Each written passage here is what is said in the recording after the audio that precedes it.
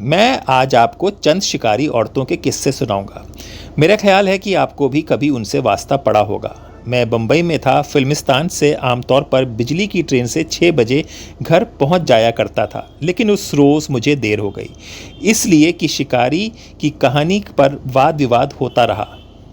मैं जब बम्बई सेंट्रल के स्टेशन पर उतरा तो मैंने एक लड़की को देखा जो 3rd क्लास कंपार्टमेंट से बाहर निकली।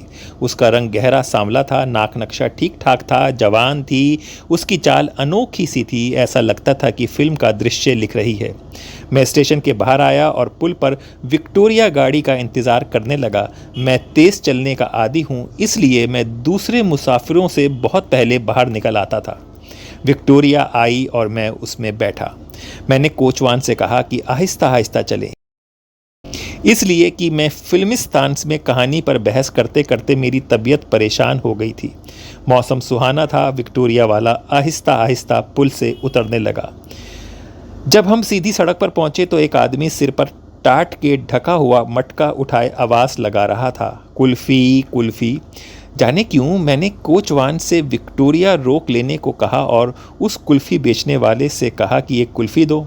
मैं असल में अपनी तबीयत की परेशानी किसी न किसी तरह दूर करना चाहता था। उसने मुझे एक दोने में कुल्फ़ी दी। मैं खाने ही वाला था कि अचानक कोई धम से विक्टोरिया में आन घुसा। काफ़ी अंधेरा था। मैंने देखा तो वो वही गहरे रंग की सांवली लड़की थी। मैं बहुत घबराया। वो मुस्कुरा रही थी। दोनों ने मेरी कुल्फ़ी पिघलना शुरू हो गई थी। उसने कुल्फ़ी वाले से बड़े बेतकल्लुफ़ अंदाज में कहा, एक मुझे भी दो। उसने दे दी। गहरे सांवले रंग की लड़की ने उसे 1 मिनट में चट कर दिया और विक्टोरिया वाले से कहा, चलो। मैंने उससे पूछा, कहाँ? जहाँ भी तुम जाना चाहते हो। मुझे तो अपने घर जाना है। तो घर ही चलो। तुम कौन हो? कितने भोले बनते हो। मैं समझ गया कि वो किस कमाश की लड़की है। चुनांचे मैंने उससे कहा, घर जाना ठीक नहीं और ये विक्टोरिया भी गलत है, कोई टैक्सी ले लेते हैं। वो मेरे इस मशवरे से बहुत खुश हुई। मेरी समझ में नहीं आता था कि उससे नजात कैसे हासिल करूं। उसे धक्का देकर बाहर निकालता और उधम मच जाता। फिर मैंने ये भी सोचा कि औरत ज़ात है, इससे फ़ायदा उठाकर कहीं वो ये बावेला ना मचा दे कि मैंने उससे अभद्र मजाक किया है। विक्टोरिया चलती रही और मैं सोचता रहा कि ये मुसीबत कैसे टल सकती है। आखिर हम बेबी अस्पताल के पारा पहुंच गए। वहाँ टैक्सियों का अड्डा था। मैंने विक्टोरिया वाले को उसका किराया अदा किया और एक टैक्सी ले ली। हम दोनों उसमें बैठ गए। ड्राइवर ने पूछा, किधर जाना है साहब?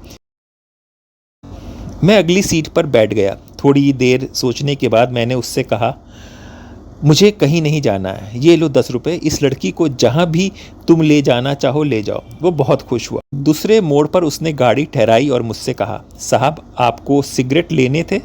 उस ईरानी के होटल से सस्ते मिल जाएंगे। मैं फ़ौरन दरवाज़ा खोलकर बाहर निकला। गहरे सांवले रंग की लड़की ने कहा, 2 पैकेट लाना। ड्राइवर उससे मुखातिब हुआ, 3 ले आएंगे। और उसने मोटर स्टार्ट की और ये जा वो जा। बम्बई का वाक़या है। मैं अपने फ्लैट पर अकेले बैठा था। मेरी बीबी शॉपिंग के लिए गई हुई थी कि एक घटन जो बड़े तीखे नक्शों वाली थी बेधड़क अंदर चली आई। मैंने सोचा शायद नौकरी की तलाश में आई है, मगर वो आते ही कुर्सी पर बैठ गई। मेरे सिगरेट केस से एक सिगरेट निकाला और उसे सुलगा कर मुस्कुराने लगी। मैंने उससे पूछा, कौन हो तुम? तुम पहचानते नहीं? मैंने आज पहली दफ़ा तुम्हें देखा है। लाला झूठ मत बोलो, 2 रोज़ देखा है। मैं बड़ी उलझन में गिरफ्तार हो गया। लेकिन थोड़ी देर बाद मेरा नौकर फजल दीन आ गया। उसने उस तीखे नक्शों वाली घाटन को अपने कब्ज़े में ले लिया। ये वाक़या लाहौर का है। मैं और मेरा एक दोस्त रेडियो स्टेशन जा रहे थे। जब हमारा तांगा असेंबली हॉल में पहुंचा तो एक तांगा हमारे पीछे से निकलकर आगे आ गया। उसने एक बुर्का पोश औरत थी जिसकी नकाब धुंधली थी। मैंने जब उसकी तरफ देखा तो उसकी आंखों में अजीब किस्म की शरारत नाचने लगी। मैंने अपने दोस्त से जो पिछली सीट पर बैठा था कहा, ये औरत बदचलन मालूम होती है। तुम ऐसे फैसले एकदम मत दिया करो। अच्छा जनाब, मैं आइंदा एहतियात से काम लूँगा। बुर्कापोश औरत का तांगा हमारे तांगे से आगे था। वो टकटकी लगाए हमें देख रही थी। मैं बड़ा बुज़दिल था, लेकिन उस वक्त मुझे शरारत सूझी और मैंने उसे हाथ के इशारे से आदाब अर्ज किया।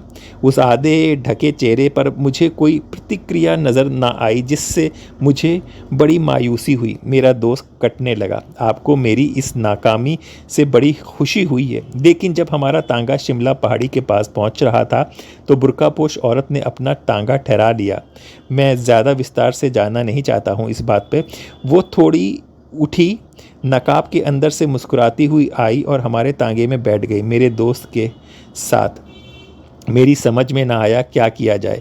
मैंने उस बुर्खापोश औरत से कोई बात ना की और तांगे वाले से कहा कि वो रेडियो स्टेशन का रुख करे। मैं उसे अंदर ले गया। डायरेक्टर साहब से मेरे दोस्ताना ताल्लुक़ थे। मैंने उनसे कहा, ये खातून हमें रास्ते में पड़ी हुई मिल गई, आपके पास ले आया हूँ और दरख्वास्त करता हूँ कि इन्हें यहाँ कोई काम दिलवा दीजिए। उन्होंने उसकी आवाज़ का इम्तिहान करवाया, जो काफ़ी संतोषजनक थी। जब वो ऑडिशन देकर आई तो उसने बुर्का उतारा हुआ था। मैंने उसे गौर से देखा। उसकी उम्र 25 के करीब होगी। रंग गोरा, आंखें बड़ी बड़ी, लेकिन उसका जिस्म ऐसा मालूम होता था जैसे शकरकंदी की तरह भूबल में डालकर बाहर निकाला गया हो। हम बातें कर रहे थे कि इतने में चपरासी आया। उसने कहा, बाहर एक तांगे वाला खड़ा है, वो किराया मांगता है। मैंने सोचा शायद ज़्यादा अरसा गुजरने पर वो तंग आ गया हो। चुनांचे मैं बाहर आया। मैंने अपने तांगे वाले से पूछा, भाई क्या बात है, हम कहीं भाग तो नहीं गए? वो बड़ा हैरान हुआ। क्या बात है सरकार, तुमने कहला भिजवाया कि मेरा किराया अदा कर दो। मैंने जनाब किसी से कुछ भी नहीं कहा। उसके टांगे के साथ दूसरा टांगा खड़ा था। उसका कोचवान जो घोड़े को घास खिला रहा था मेरे पास आया और बोला, वो औरत जो आपके साथ गई थी कहाँ है? अंदर है। क्यों? जी उसने 2 घंटे मुझे ख़राब किए हैं, कभी इधर जाती कभी उधर जाती। मैं तो समझता हूँ कि उसको मालूम ही नहीं था कि उसे कहाँ जाना है। अब तुम क्या चाहते हो? जी मैं अपना किराया चाहता हूँ, मैं से लेकर आता हूँ। मैं अंदर गया। उस बुर्खापोश औरत से जो अपना बुर्का उतार चुकी थी कहा, तुम्हारा तांगे वाला किराया मांगता है। वो मुस्कुराई। मैं दे दूंगी। मैंने उसका पर्स तो सोफे पर पड़ा था, उठाया, उसको खोला, मगर उसमें 1 पैसा भी नहीं था। बस के चंद टिकट थे, 2 बालों की पिनें और एक वाहियात किस्म की लिपस्टिक। मैंने वहाँ डायरेक्टर के दफ्तर से कुछ कहना मुनासिब न समझा। उनसे विदा मांगी। बाहर आकर उसके तांगे वाले को 2 घंटे का किराया अदा किया और उस औरत को अपने दोस्त की मौजूदगी में कहा, तुम्हें इतना तो ख्याल होना चाहिए था कि तुमने तांगा किया है और तुम्हारे पास एक कौड़ी भी नहीं है। वो खिसियानी सी हो गई। आप बड़े अच्छे आदमी हैं।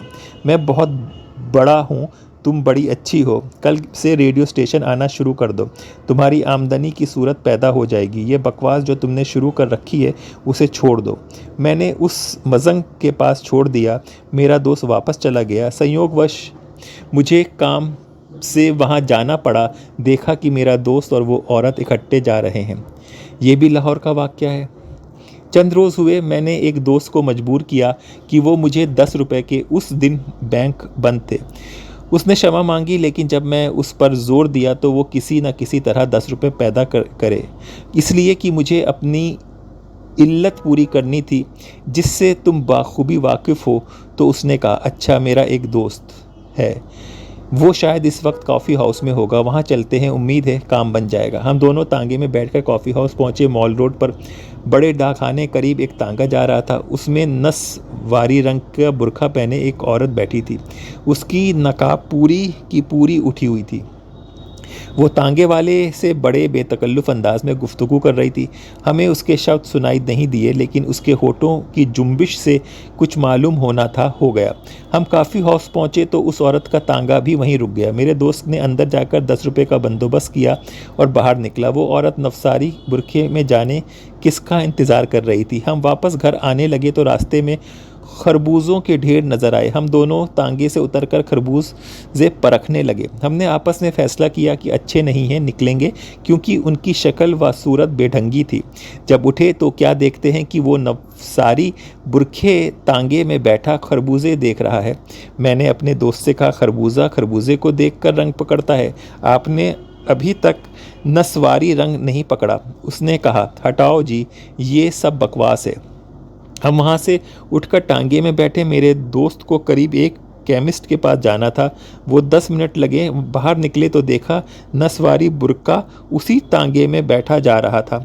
मेरा दोस्त को बड़ी हैरत हुई। ये क्या बात हुई, ये औरत बेकार क्यों घूम रही है? मैंने कहा कोई ना कोई बात तो ज़रूर होगी। हमारा तांगा माल रोड से मुड़ने ही वाला था कि वो नस्वारी बुरखा फिर नज़र आया। मेरा दोस्त यद्यपि कुंवारे हैं लेकिन बड़े जाहिद हैं। उनको जाने क्यों उकसाहट पैदा हुई कि उस नस्वारी बुरखे से बड़ी बुलंद आवाज़ में कहा, आप क्यों आवारा फिर रही हैं, आइए हमारे साथ। उसके टांगे ने फ़ौरन रुख बदला और मेरा दोस्त सख्त परेशान हो गया। जब वो नस्वारी बुरखा उससे बात करने लगा तो उसने कहा, आपको तांगे में आवारा गर्दी करने की क्या ज़रूरत है, मैं आपसे शादी करने के लिए तैयार हूँ। मेरे दोस्त ने उस नस्वारी बुरखे से शादी कर ली।